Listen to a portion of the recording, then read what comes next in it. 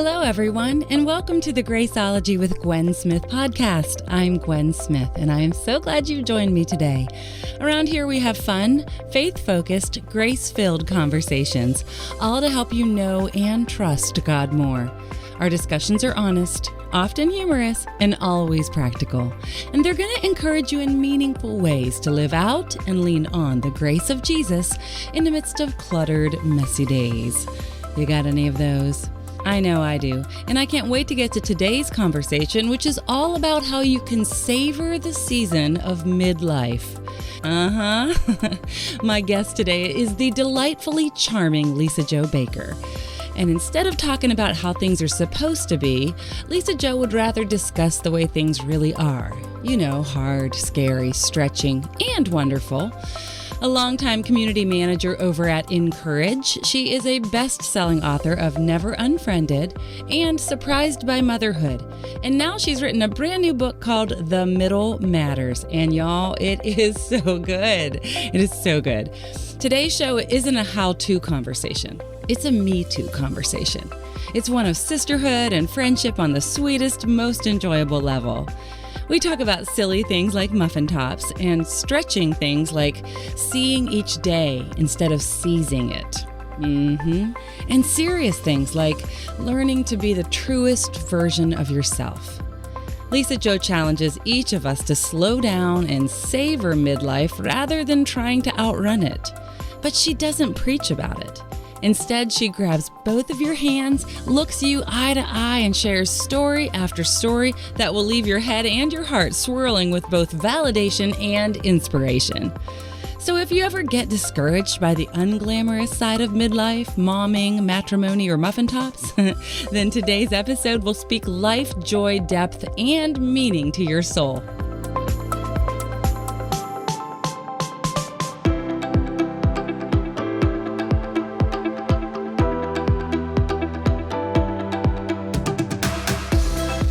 Lisa Jo Baker, I am so excited to have you on the Graceologie show today. Welcome. Gwen, we are finally meeting sort of in person. I'm so happy. I know. We have been like literally online friends for about 7 years. It has to be. Isn't that the weirdest thing? It's like that when I was getting ready to talk to you today, I thought, have I really not met her? Like, you're one of those people I just assume I've met because I feel like we've been in each other's lives in this space for so long. It's exactly the way I feel. And as I was preparing and reading the book, I'm like, how have we not been best friends for like 7 years? I don't know. I know. I love that. I love that we can just have that soul connection. Thank you, Internet. Thank you. Thank you, Internet. I have loved over the past 7 years getting to know you online. But today we're going to get to know you in a personal kind of way, in a way that we wouldn't see in your bio, because we do a fast, fun favorites round here. Okay, I got my Coke Zero and I'm ready to roll. Okay.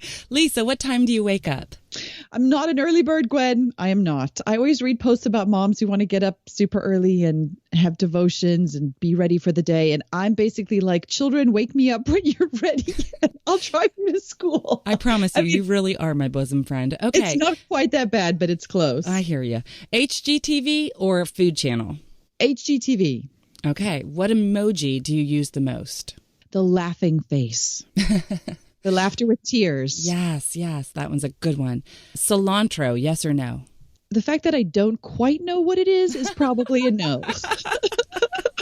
I feel like it has something to do with Mexican food, but I'm never quite sure which part is the cilantro. It's a guacamole thing. You want it or you don't. Okay.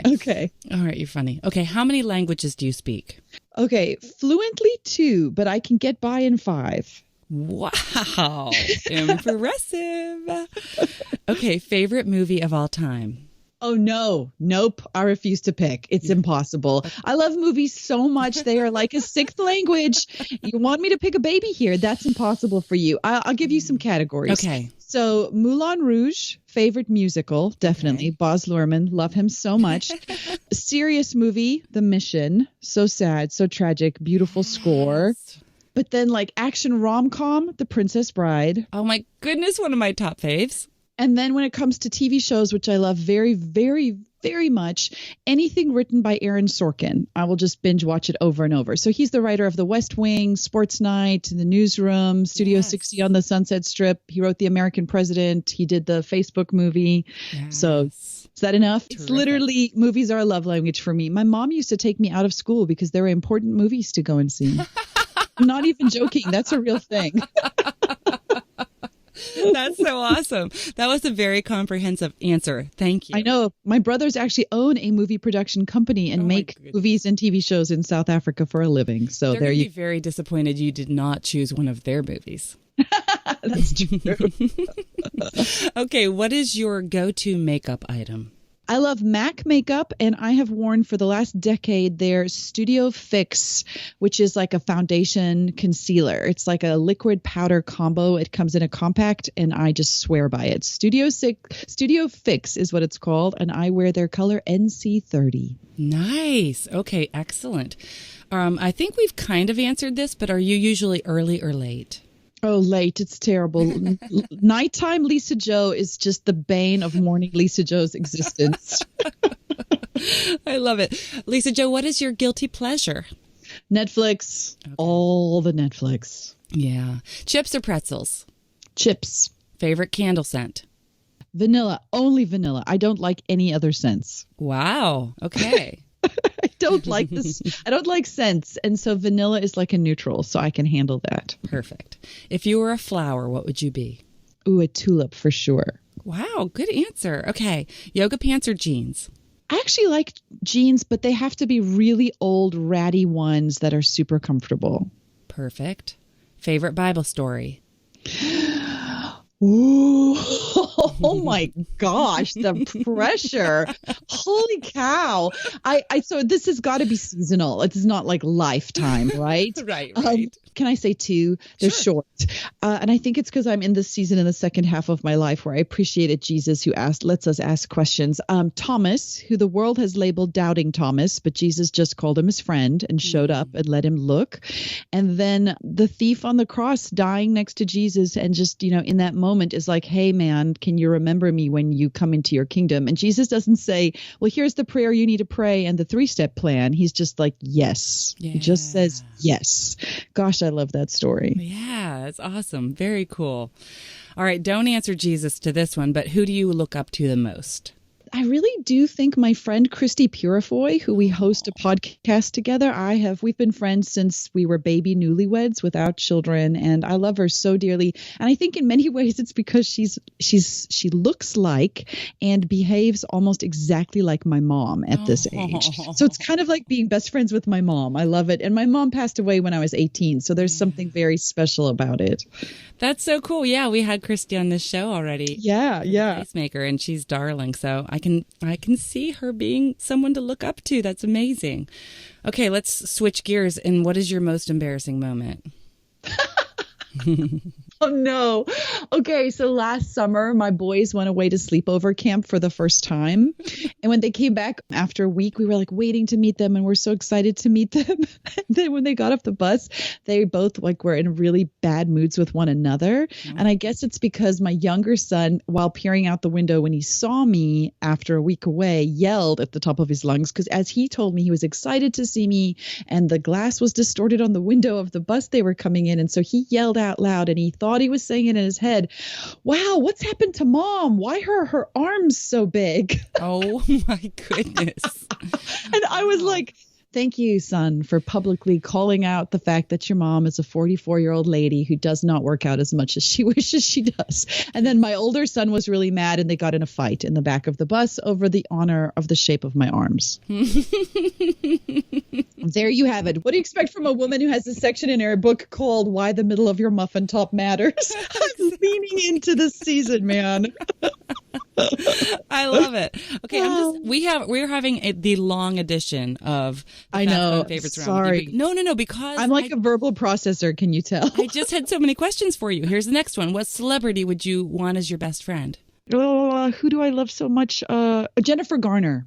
She's same. She's right. Isn't she adorable? Yes, and we were Alias fans big time. Oh, I just feel like who she is on Instagram now is the cutest thing. I think Hilarious. Mindy Kaling would be a lot of fun as well, I think. Yeah. Ooh, and Kristen Bell. Oh, yes. We've got a whole tribe of BFFs now. I've got a posse now. I've got a squad. Okay, what one thing do most people not know about you? I used to be a lawyer. This is why your answers are very comprehensive. Well, actually, lawyers are much better at editing than I'm doing right now. What dish do you take to potluck? None. I buy something at the store. I don't cook. I'm terrible. I buy chips and salsa and arrange them in a pretty way, or vegetables. Perfect. And final question, Lisa Jo, is if you had to describe yourself in 3 words, what would they be? Ooh, cheerleader, laughter, mom. Oh, that was fun. That was so fun. Hey guys, I host a 5-part online Bible study called The Psalm Adventure. I've had tons of questions and conversations, and I've gotten so many emails and messages asking me how you can know what God says about forgiveness and healing, and fear and depression, and finances and relationships and hope. You want to know how to connect your personal struggles to the promises of God, and you want to know what His heart for you is. And that's exactly what we explore in our Psalm Adventure, because we're going right to the source of all grace and all truth. We're going to the Bible. So I invite you to join me for my next Psalm Adventure. Each week we seek God's heart together and grow as a Graceologie community. Even if you've never done a Bible study before in your life, I promise you this Psalm Adventure is doable and will really help connect your needs to God's provision and your questions to God's answers. So join me and allow the Lord to restore your strength and your peace, heart, mind, and soul. Learn more about the study and register today by visiting gwensmith.net/psalmadventure. That's gwensmith.net/psalmadventure.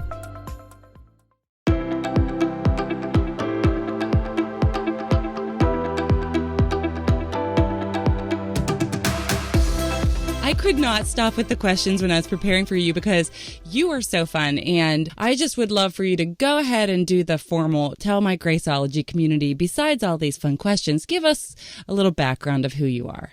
Sure. So I was born originally in South Africa. I'll mention that right off the bat, because if you hear an accent coming and going, it's not you, it's me. My accent is now just confused. So born and bred in South Africa. My whole family still live there. Not a missionary kid. We are just South African. But I came to the States for college, and I met a cute boy from Michigan, and the rest is history. And I thought I was going to be a lawyer, especially growing up in South Africa. My plan was to be a human rights lawyer. And I studied law, and I worked in human rights law for a while overseas. But then there was this weird shift as I became a mom. I started advocating for moms in the same way I used to advocate for, victims of human rights crimes. And I just wanted to be able to champion women no matter what I was doing. And so I do that now through writing and speaking and podcasting, and reminding women over and over again that there's just nothing ordinary about who they are or what they do. I love that. I always email my guests and let them know we're going to have a Fast Fun Favorites round. And Lisa Jo said that she tried to prepare for it. And now here's the funny part, is the only other person who said that to me in the past interviews was Wendy Blight, who is also an attorney. And I was like, you guys cannot prepare for the Fast Fun Favorites round. We can't help ourselves. All my attorney girlfriends are like, I'm trying to prepare. Wendy Blight actually listened to several episodes, like just to, she did? Just to try and figure out what she was going to get asked. It's so funny. I know. I'm so excited to introduce my Graceologie community to this brand new book, baby, that you have coming out, and it's called The Middle Matters. So I want to talk about this book, but I want to let everyone know that prior to your book, Lisa Jo, my favorite first line of a book of all time was Rick Warren's Purpose Driven Life, where he says the first line of his book is, "It's not about you." Ooh, good one. Yes, it's a great first line. Great first line. Totally. And when I opened up your book, The Middle Matters, you actually may win a prize in my life, in my heart. Oh, this is every writer's best dream first line ever. Oh, I'm so happy. I know. I need to share with my Graceologie community how much you're going to love this. First line. Okay, the first line of The Middle Matters is, "Once upon a time, I had no idea what a muffin top was." I'm so happy you like it. I had to stop and put the book down. I was like, that is the best first line ever. That fills me with profound joy on a very deep level. I was just clapping loudly. It was so amazing. From the starting blocks, like out the gate, baby, it was like, right. Oh, I love her. Oh, that makes me so happy. She speaks my language. So I just wanted to give you street creds on that one. And here's a little bonus for your listeners. Here's why that's the first line. Because the subtitle was "Because the Muffin Top Years Might Be the Best Yet." Was the original subtitle of the book. And now it is "Why That Extraordinary Life Looks Really Good on You." So the muffin top theme was what I was playing to the whole time. I felt like a muffin top is the perfect representation of the middle season of life because physically it's a reminder all the time of how you've changed. And that is how it feels when you enter this sort of second half of your life, right? Yes. And so I love the literal picture that helped me get to a metaphorical, deeper meaning. Yeah. And so that's why we enter right with our muffin top front and center in this book. Well, that's exactly what the book, The Middle Matters, is about. It's about like savoring midlife and really being present. Yeah. Instead of just, draping a shirt over it and trying to ignore it. Exactly. I'm just telling y'all in the Graceologie community, my listeners, if you are looking for a book club book to do this fall as you get your kids back off to school, and I'm telling you, this is the one. This is the one. I agree. I second that. The chapter titles alone and the sections of the book. I mean, okay, so I want to just give an overview, and then I'm going to just be grilling you because we're going to have so much fun. The chapter titles and the sections. Okay, the sections of the book were so awesome because it's like the middle matters of muffin tops and marriage and parenting and your living room and your failures and all of those sports practices and events, and then friendships and faith. It covers the gamut, but in such a way that it's like we're all grabbing a cup of coffee at Starbucks. We're hunkering down. We're laughing. We're crying. We're looking at each other going, "You got this, girl. You got this." Exactly. It's all the things we think and we say to our girlfriends privately. I was like, I'm just going to put that out there for public consumption. Yeah, totally is. You write in the book, and this is one of the main themes, is that it's essentially a love letter to the middle of your life. And you're right, to ordinary life. Yeah. Right. And you write about seizing the day versus seeing the day. Right. Oh my gosh. I was like looking at those two words together, seize and see. And I was like, wow, that right there is a charge to me. I mean, I can get so swept up in the hustle, in the striving. Right. And all of that. So talk to us about what does that look like, and what has God been teaching you about the difference between seizing and seeing? I think we just live in a culture that has a lot of expectation for how magical life is supposed to be. A Skittles commercial can make you feel like you're not living up to your potential, seize the rainbow. I feel like most of us are just trying to figure out new ways to make chicken on Wednesday night, and how will I get this work project done and that kid, to 3 different sports practices this week. It's overwhelming. I don't have the energy to seize the day. I barely have the energy to make it through the Netflix show at 9:00 I'm trying to watch before I go to bed. It's very overwhelming. And then we have all these viral videos showing how magical proposals are. And I kind of feel like, well, 20 years on, buddy, I'd like to see you do a viral video like that again. Do you still feel that way? Right. And so I started to think to myself, I don't know that I can make life that big.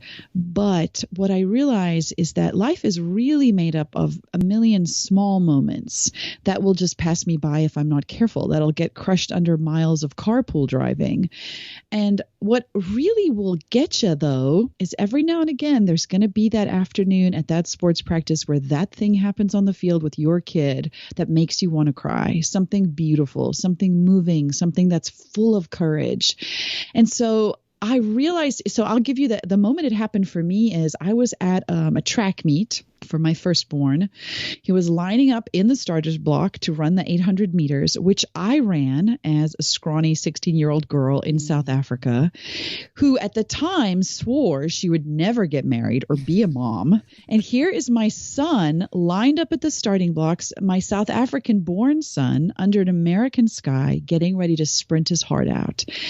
And I remember all the moms cheering along the fence, and they're yelling like, "Go, baby, go!" But they're not even yelling their kid's name, Gwen, because they don't need to. Their kid recognizes their mom's voice, right? It's enough to just hear them yell, "Go, baby."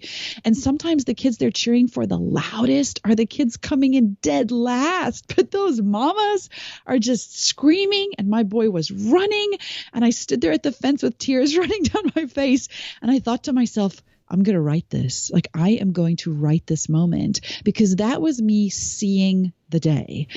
I realized what I was watching in that moment was something deeply precious, and I didn't want to miss it. I didn't want to just get back in the car and drive home and move on to the next thing. I wanted to remember.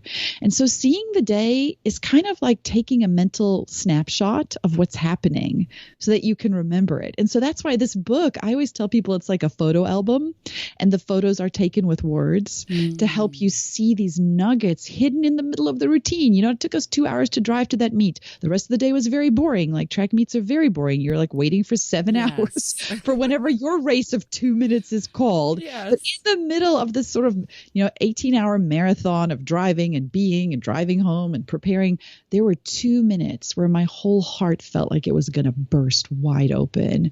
And that is right there. That is seeing the day. And I think so many of us moms, I don't just think, I know, I believe we all have these moments in our lives. And I wanted to share some of mine so that women could look at them and say, oh, wait, I've had that happen. Like I have that, and say, look, we don't need to seize the day. Just see it. Just open your eyes every now and again before it rushes past you. And that is what will energize you for tomorrow. Yes.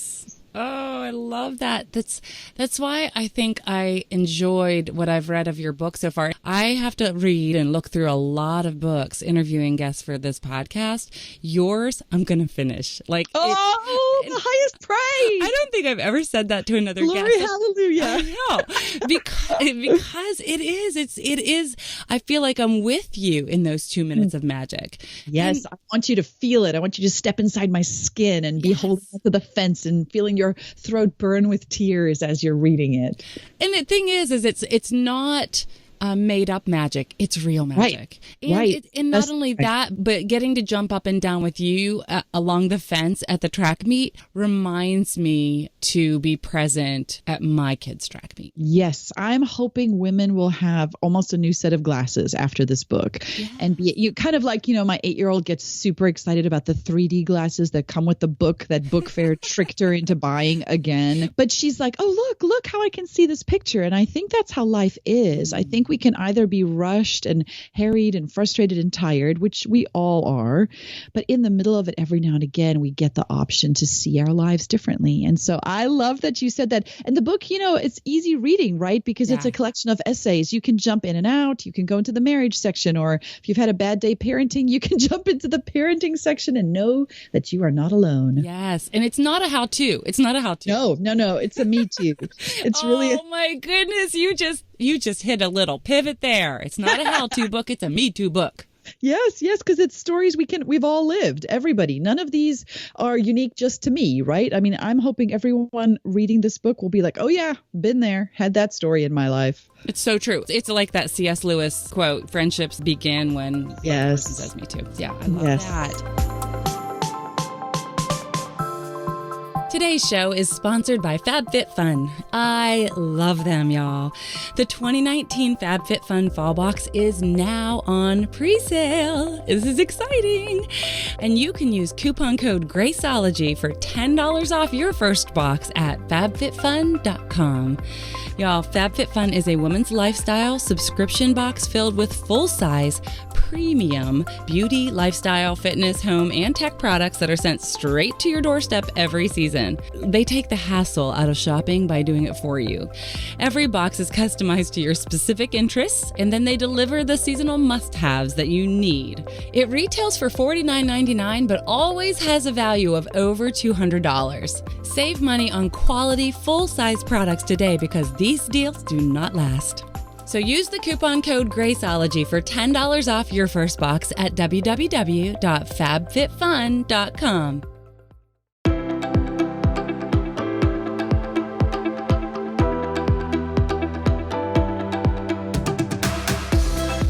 We started off talking about muffin tops, so we may as well just continue on. You tell a story about your favorite muffin top photo and how you shared it on social media and the response and everything. Now, social media gets a really bad rap, and it does suck away time in our lives, and we have to be careful. But the community we can experience and connectivity can actually be pretty cool. Oh, agree. Tell us about that. I think the community is very life-giving. I think it really matters, though, what our expectation from the community is. And so I have to remind myself, social media isn't there to make me feel good or to affirm me. I'm there to serve social media, right? Like I'm there to love women and champion women and pour into them. It would be very unhealthy if I was just hoping for them to pour into me. I've learned that the people who pour into me are my small, like I call them my pocket full of friends, right? Like that small group of people who really know you, because on social media you can be loved, but you're not always known. And so you have to be known and loved to really feel like a human being. But I really think we have this amazing tool through social media to show up and love people, to be fishers of men in a whole different kind of way. And so I try to show up there and be the realist version of who I am. And I know, there's this trend on Instagram for photos to be very, very beautiful and very curated, the palette of colors and the kind of washed out white looks. And hey, I like that as much as the next girl. They're real pretty, but I don't know how to take those pictures and they're not my life. And so social media for me, I have a reminder always above my desk, and I actually write it on my notes anytime I go to a speaking event. I write it at the top, like, be the truest version of yourself. And so I try to show up and say, this is really what my day looked like. And so on this particular day, the story you're talking about called my favorite muffin top photo, not something I ever imagined I would say in public. My youngest, so I have teenagers and then I have a little still, and she was just graduating kindergarten, and they had the end of year show, and you know how magical that is, right? Like there's nothing, like parents are the biggest suckers for their kids in a kindergarten performance, and you act like it's the Academy Awards we're going to. It's ridiculous. And anyway, it was the show that I think schools across America do, the Three Little Pigs show that they do, and Zoe was the brick house pig, so she had a speaking role. She said one line in the show. And of course, her father's a fool for her and had brought her a huge bouquet of flowers. Oh, yeah. We were like applauding afterwards. And I was up on the stage with her and I crouched down next to her and we took a photograph. And when I looked at it afterwards, I realized in order to get down to her level on the stage, I was bent over at that very awkward place that allows your muffin top to just like peek out over the top and wave at the whole world. In much more prominence than I would have preferred. There it was in all its glory. But what the picture really is a photograph of Zoe just glowing with love, and me, like my face is like the sun. I'm just shining being around her because I love her, and I was so moved in that moment. And I wasn't tempted to erase the picture because I realized what the picture has captured is so much bigger than my muffin top. It's this moment between a mom and a daughter. And I wanted to remind myself that is why we hold on to these pictures. And so I shared it on social. I told the story about how I was sort of shocked to come face to face with my muffin top in that way when I saw the picture. But look at how I'm looking at my daughter. I have forgotten about myself. I have forgotten about my muffin top because I'm so invested in her. And isn't that what we're called to be, right? Yes. Like we are called to love others. And I think that picture is such a perfect example. If I had deleted it, it would have been putting me above her, me above that moment, and really my pride, not just me, right? Oh, yeah. Pride.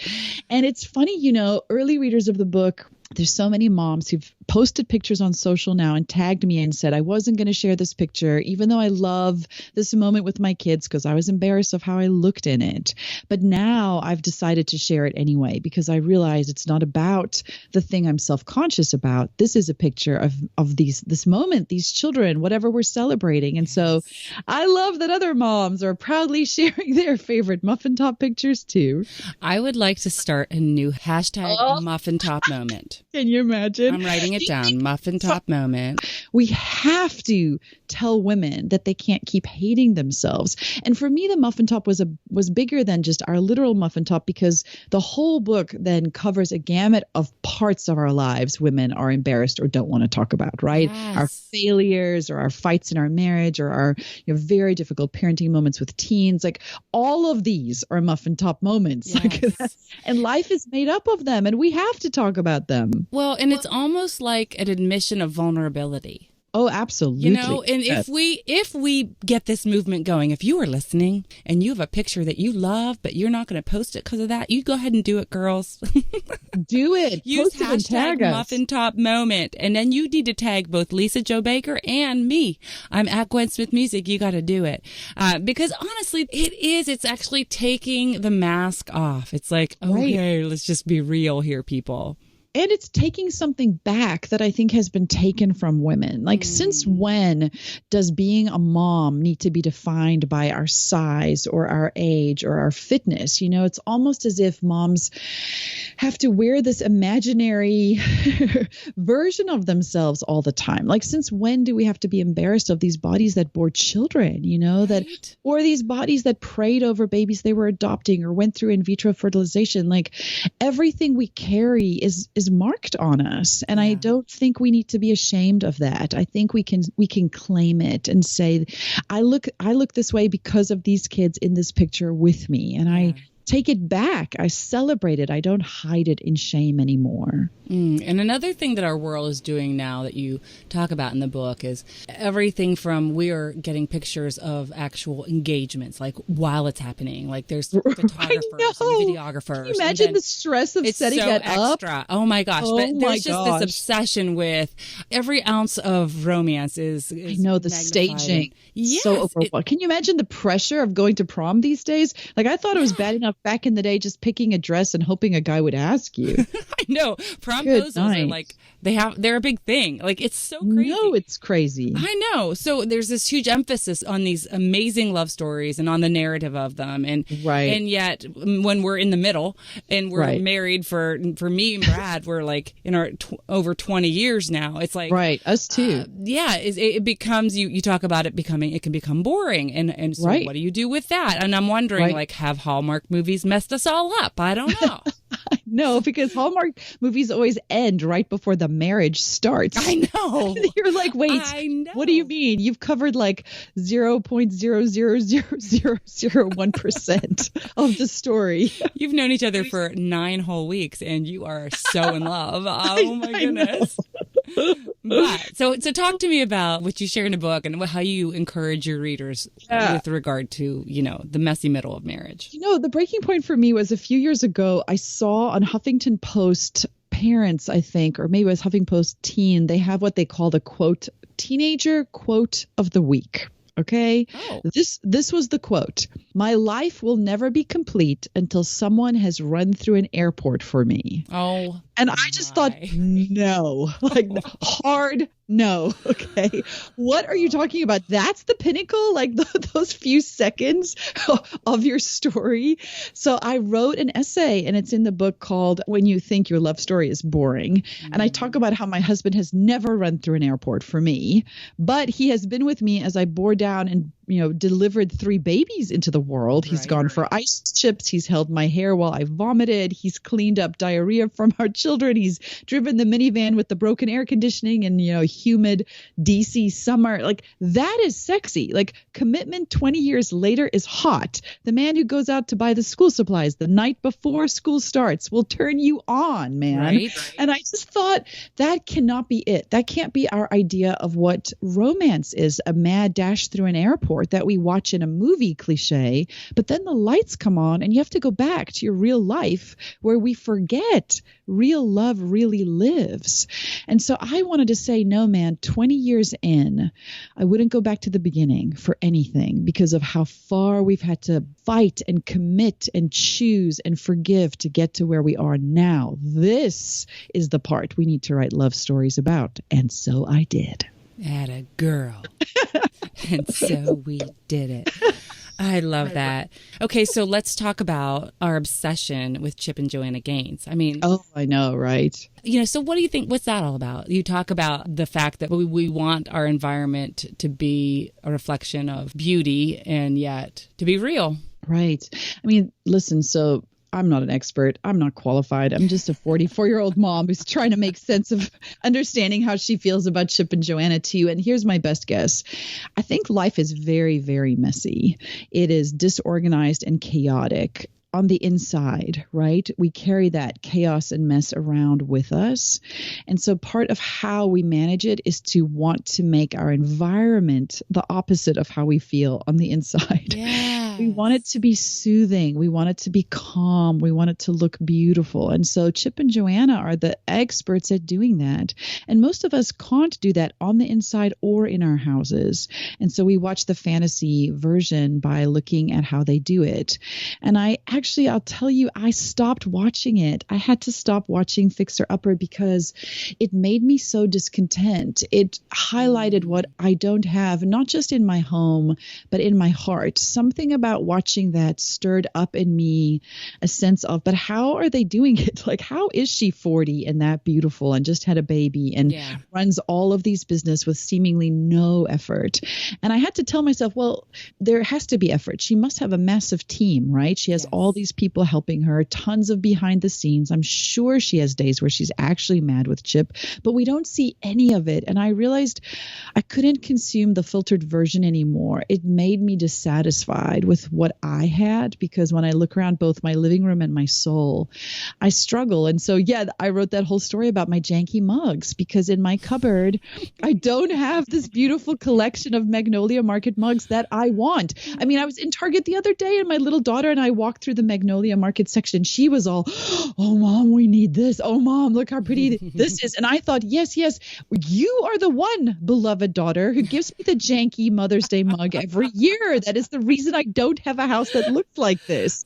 And so there's the tension, right? Like my Miss collection of mugs is a representation of how beloved I am. My kids love me. Every year they give me these awful mugs I don't want. But that's my real life, once again, where real love really lives in my cupboard. Yeah. And so I've had to really work hard to say, what am I consuming that is not helpful to me? And I mean, sure, Chip and Jo are wonderful. And I think there's so many of us enjoy watching them. But for me in this season, it has been better to just say, nope, I think I'm going to just focus on who I really am and trying to make sense of the chaos inside of me and the chaos outside of me by embracing it, by saying, I'm not required to be perfect. Thank you, Jesus, literally. Thank you that you love me. Thank you that there's nothing I can do, that my home doesn't have to look a certain way and neither does my soul for you to love me.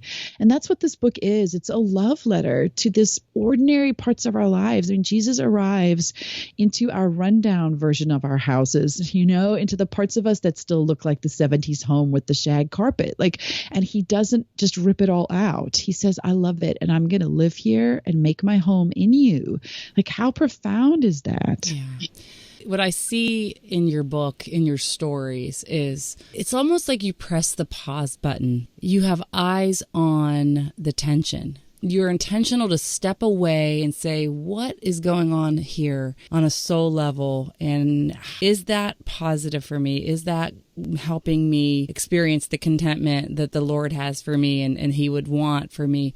And I want to not applaud you for it, but just say, I see that in this book, in your life. And that to me becomes something that I want to be more intentional to do.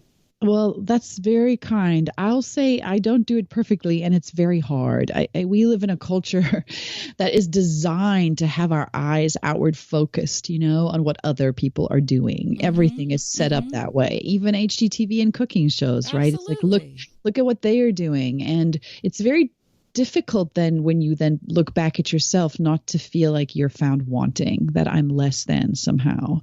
And so for me, the struggle is always to figure out how do I look at my own life and see it the way I really believe the God who made me and gave me this life sees it? How do I see myself through his lenses of profound value? How he doesn't want me to change and be like Joanna Gaines, because he already has a Joanna Gaines. He wants me to be Lisa Jo Baker, right? And he wants you to be Gwen Smith. And he wants, we can look at all the women in our lives and say, I wish I was more like her. But in so doing, you erase the beauty he created in you. And I think part of it for me, Gwen, dates back to the fact that I never wanted to have kids. And then when I did, it was like discovering a new way to understand how Jesus loved me. I always say, Jesus loves me, this I know, for my children taught me so. Aww. And that's not the case for everybody. We experience his love differently, but for me, it has been the lens, because how I've realized I love them has taught me over and over, oh, this is how he feels about me. Oh my gosh, he loves me like this. And so that has just continued for me as my kids have gotten older. So I stand at a track meet and I watch my son run, and I watch how on the far side of the track, where there's nobody cheering, right? Because there are no stands there, and he's by himself and he has to pass somebody. And I know his lungs are bursting and his legs are so sore at this point, and he can't hear me cheering anymore. That is where courage is born. That is where he wins or loses the race, right there. And I can't help but think that is how God views me. Like in that moment, I'm struggling so hard where he feels absent from my life. That is where you win or lose the race, right? That is when he is rooting for you the deepest, sometimes when you can't hear his voice the loudest. So I can't help but always see this metaphor. And so it's a lens for me to access how God feels about me. Even the mugs in my cupboard that are mismatched somehow tell that story. Yeah. And I think that for those of us who do find ourselves in this whole area of midlife, I think it is so easy for us to not stop the swirl of all that's going on around us, and to not acknowledge or reflect on the tensions that we're experiencing and the things that are present that we choose to even participate in that might be drawing us away from what's best for our lives according to the will of God. But I do see your book, The Middle Matters, as a delightful, personal, fun, yet very meaningful invitation to come away from all of the chaos to a place of reflection and joy and calm, and to be present with your people, with your Lord. Talk about where you found yourself in the middle of faith and what that looks like. I know it's strange. All these essays on faith, when you get to that section, are really essays about doubt. I should have called it Why the Middle of Your Doubt Matters, not the middle of your faith. Yeah, I've been a Christian since I was a tiny little girl, like 6 years old. But here at the midpoint of my life, as you sort of begin this crossing over into the second half of your life, you start to ask a lot deeper questions about God. And especially when you're growing up in a community that have very strong opinions about God. And sometimes I think we're all trying to out-Christian each other, and it's so exhausting. And I was reminded recently, I had a lot of dental work done and I was in a great deal of pain and I felt very sorry for myself. And then I had started to heal. I was doing better. And then I found out I had to have a bunch more done. And in a fit of self-pity, I took myself to my favorite Indian restaurant here in Maryland and sat down at the lunch buffet to consume everything because it's so good. And as I was sitting there, I was reading a book by one of my favorite Christian writers, but he writes, irony, and he's a comedian. He's British. His name is Adrian Plass. And he wrote this beautiful story. And he reminded his reader and me, as I ate my Indian food, that God doesn't just love us. God likes us. Like he really likes us. And that has been for me the saving grace in this season of sometimes doubt, where I'm trying to make sense of all the things we believe.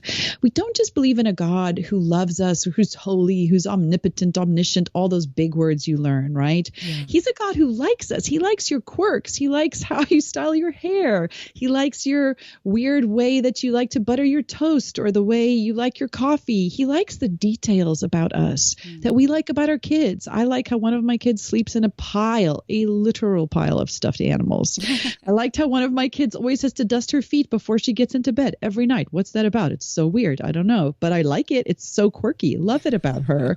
I like the way one of my kids snuffle snores. I think I had forgotten that is how God feels about us. He likes us. And so these essays in the second half of life, by the titles alone, right? Like I have an essay called For the Thomases, or My Faith Leaks, or When You Wonder If You Matter at All.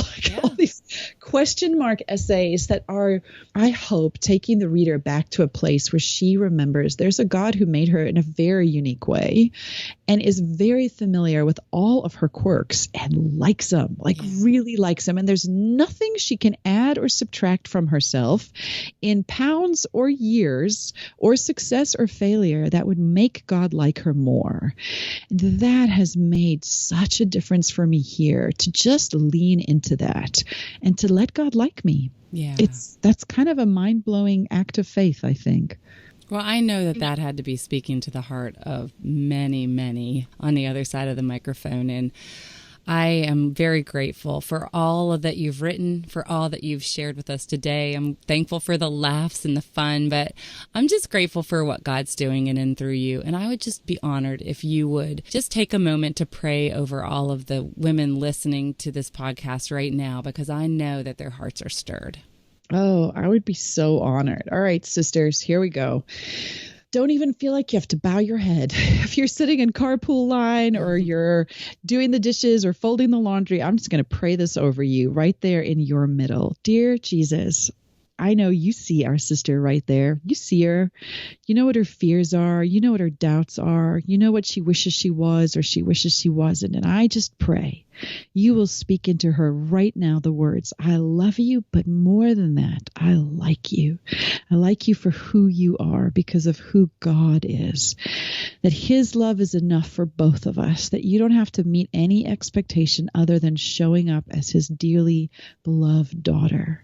I pray she will feel that in her bones today, Jesus, that she will know how beloved she is and that you are a God who's so faithful and so loving that you actually died to live up to the promise of how much you love her. Gosh, Jesus, thank you for that. Thank you that it's the gift you give us, and all we have to do is receive it. And I pray for every daughter listening today that she would just receive how much you love her and how much you like her. Thank you, Jesus. Amen. Amen. The book is The Middle Matters by Lisa Jo Baker, and it has been such an amazing joy to have you on the show today. Lisa Jo, if you had one place online that would be the best place for my listeners to connect with you, where would that be? Ooh, yes. One-stop shop. You can find me at themiddlemattersbook.com. Perfect. Thank you so much for joining us today, Lisa Jo. I love you. Oh, it's so fun to meet you, Gwen. Here's to next time.